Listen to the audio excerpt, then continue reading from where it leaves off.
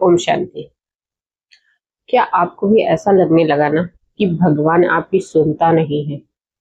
आपकी जितनी भी प्रार्थनाएं हैं, जितने भी उपाय हैं, बस एक दीवार से टकराकर वापस आपके पास आ जाते हैं। उसका कोई रिस्पॉन्स नहीं मिल रहा आपको। वो पूजा स्वीकार हो रही है या नहीं हो रही है, ये भी आपको पता नहीं है। आपको लगने लगा है कि भगवान मेरी सुन रहा है या नहीं सुन रहा है, या मेरा ये सिर्फ भ्रम है। मेरी दुख कब दूर होंगे? लोगों के ताने अब सहे नहीं जा रहे।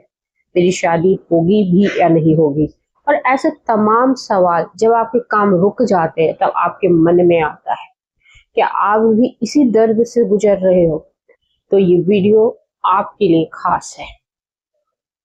ये वीडियो ईश्वर ने आपके पास भेजा है ताकि आप इस दर्द से बाहर निकल पाओ, और एक खास उपाय जो इस दर्द को कम कर देगा और आपके अंदर एक नई ऊर्जा का संचार कर देगा, और आपकी जो देरी हो रही है ना शादी, उसको खत्म कर देगा और आपकी शादी जल्द से जल्द करवा देगा। जब ईश्वर चुप रहता है तो ये मत समझिए कि वो आपकी तरफ ध्यान नहीं दे रहा है। उसके जो प्लान है आपसे बेटर है, और इसको समझते हैं एक स्टोरी से। एक स्टोरी से जो आपके जैसे ही एक युवक की है। तो युवक आपकी तरह ही ईश्वर को यही बोल रहा है कि वो मेरी सुनता नहीं है। मेरी अभी तक शादी नहीं हुई है, मेरे पास घर नहीं है, मेरे पास पैसा नहीं है, और मैं इतनी मेहनत कर रहा हूँ, इतने ज्यादा उपाय कर रहा हूँ, जो कुछ लोग बोल रहे हैं मैं उसको फॉलो कर रहा हूँ।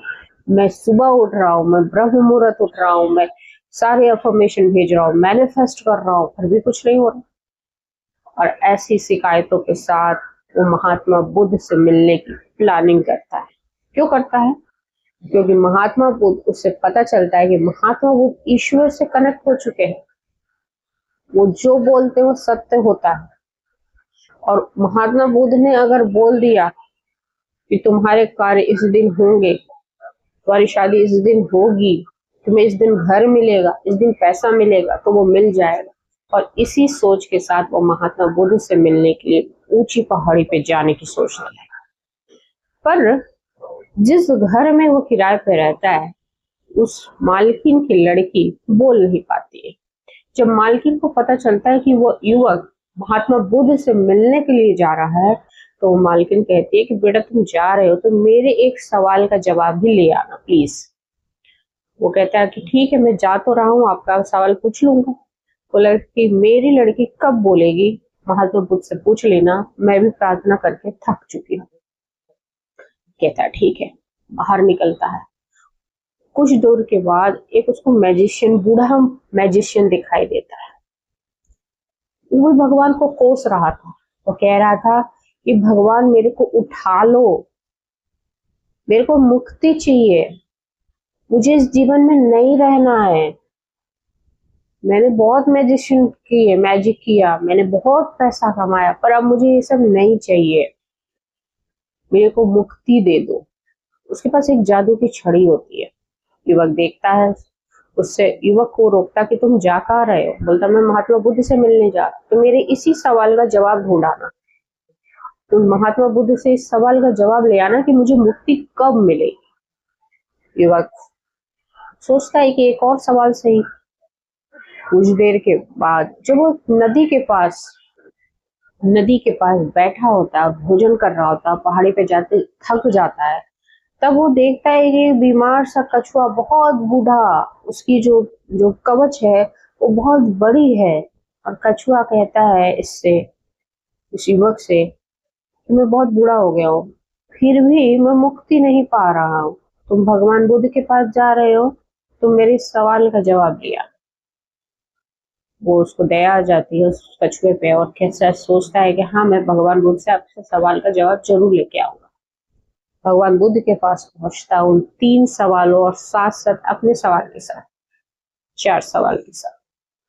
भगवान बुद्ध देखते हैं उसकी तरफ, बोलते हैं कि तुम दुखी हो, अच्छा, लेकिन मैं तुमसे 3 सवाल पूछने की इजाजत दूंगा। अब युवक थोड़ा असमंजस में हो जाता है, थोड़ी देर सोचता है, मन में सोचता है किसका सवाल ड्रॉप कर दूं, क्या मालकिन का कर दूं, क्या उस बूढ़े मैजिशियन का कर दूं, या उस दयनीय हालत में जो कछुआ है उसकी सवाल का ड्रॉप कर दूं। उसको लगता है कि नहीं, ये तीनों सवाल तो बहुत महत्वपूर्ण है, मुझसे भी ज्यादा, मेरी तो क्या है, मेरी तो शादी हो जाएगी, मैं तो चलो कोई नहीं, आज नहीं तो कल आके फिर वापस आके पूछ लूंगा, मैं इतना समर्थ हूँ, फिर वापस आ जाऊंगा ऊंची पहाड़ी पे।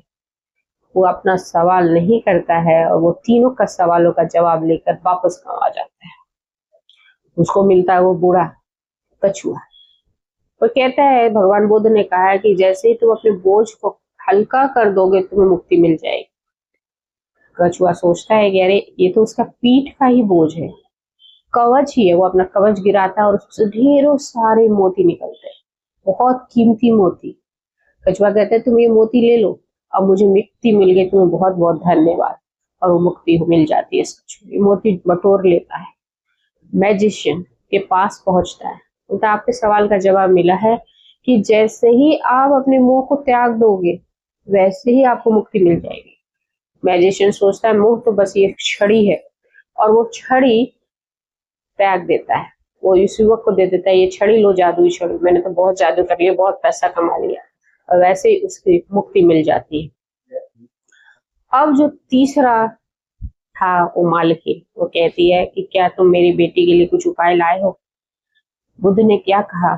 मालकिन को कहता है कि मालकिन को कहा, बुद्ध ने कहा है कि जिस दिन तुम अपनी बेटी की शादी करवा दोगी उस दिन वो बोलने लगेगी।